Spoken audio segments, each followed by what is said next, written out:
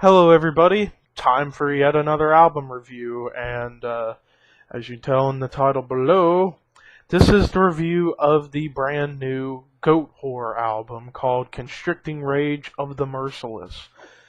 Alright, for those out there who don't know who Goatwhore are, Goatwhore started around the late 90s, early 2000s out of the ashes of the band Acid Bath, who was one of the pioneering bands of the sludge metal genre, but because it was led by their guitar player Sammy Duet. That band split up. Sammy Duet decided to hook up with some friends in New Orleans and found friends who liked the same styles of music that he liked, being black and death metal.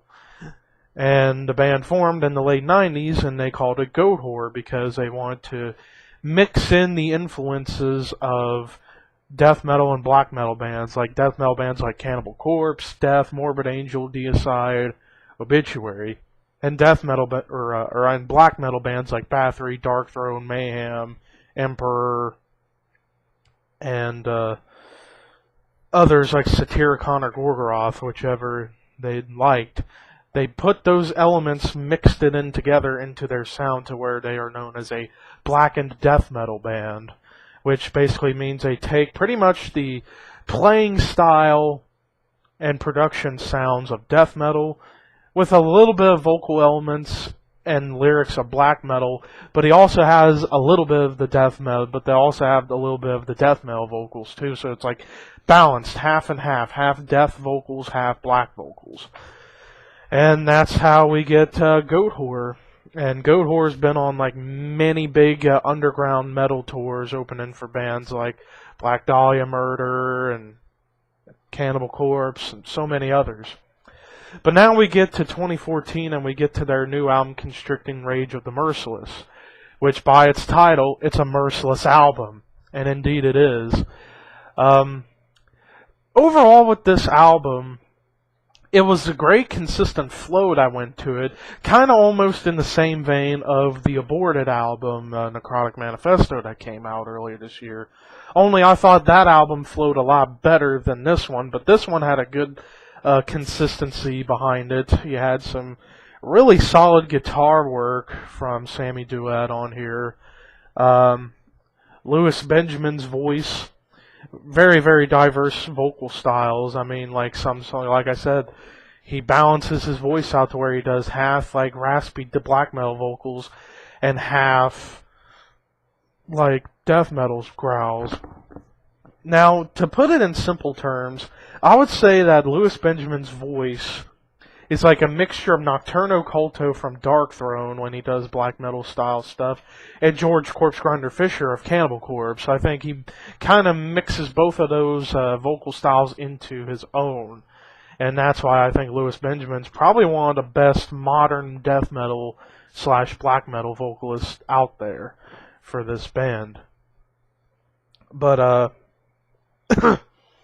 But with songs such as Poisonous Existence in Reawakening, Unraveling Paradise, Heaven's Crumbling Walls of Pity, Cold Earth Consumed in Dying Flesh, and Externalized This Hidden Savagery.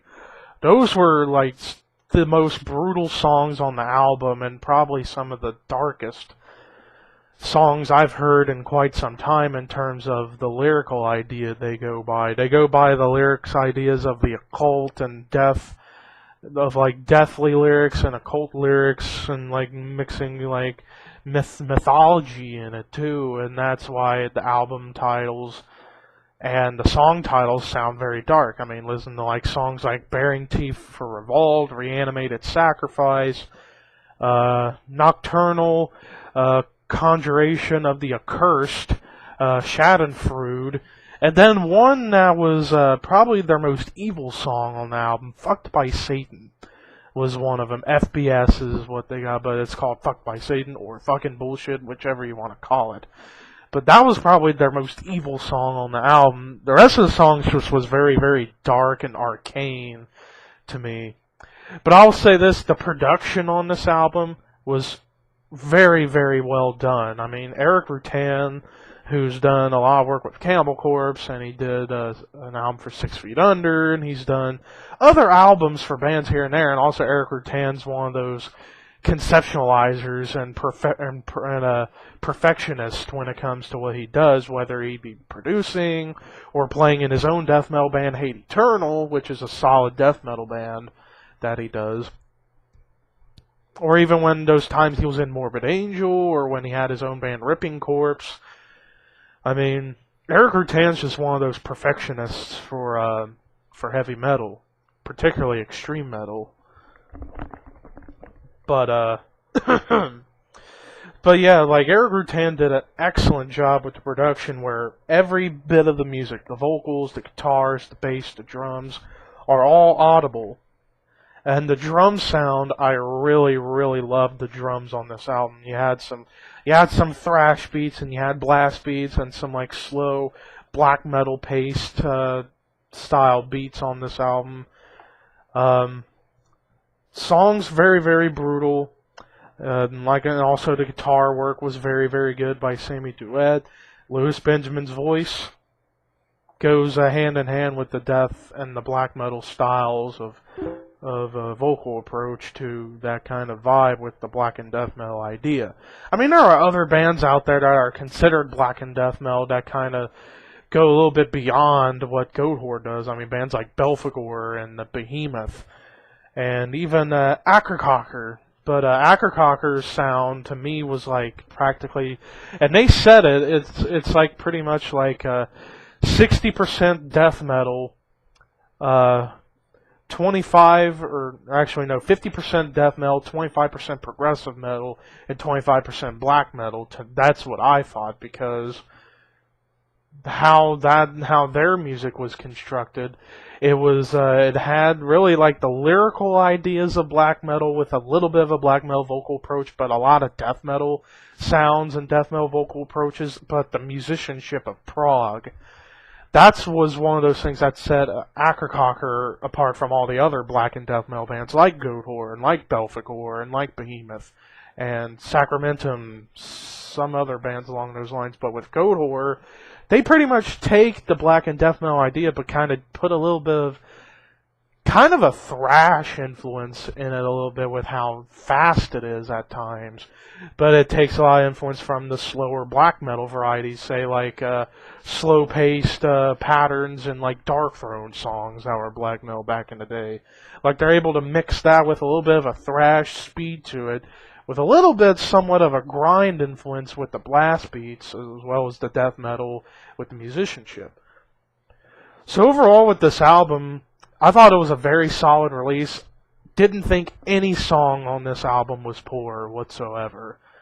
I mean, the middle portion of the album, like some of the middle and the second half of the album, didn't talk too much, because those were tracks that didn't hit me hard enough, but that's a very minor complaint with this album. Other than that, if you like extreme metal, you like black metal, you like death metal, or you like anything that's over the top, this is an album for you. Constricting Rage of the Merciless by Goatwhore.